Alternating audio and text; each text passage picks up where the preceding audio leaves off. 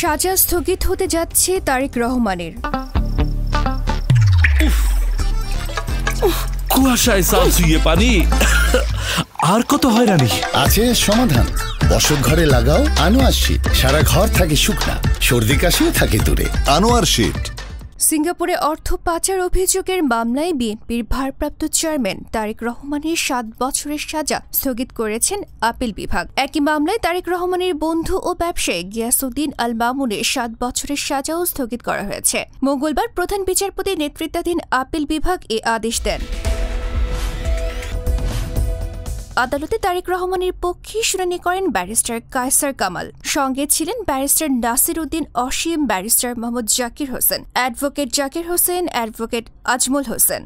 আইনজীবীরা জানান, সিঙ্গাপুরে অর্থ পাচারের অভিযোগ মামলায় ২০১৩ সালের ১৭ নভেম্বর ঢাকার একটি আদালত তারেক রহমানকে খালাস দেন। ওই মামলায় তারেক রহমানের বন্ধু ও ব্যবসায়ী গিয়াসউদ্দিন আল মামুনকে ৭ বছরের কারাদণ্ড দেওয়া হয়। বিচারিক আদালত ওই রায়ের বিরুদ্ধে হাইকোর্টে আপিল করে দুদক।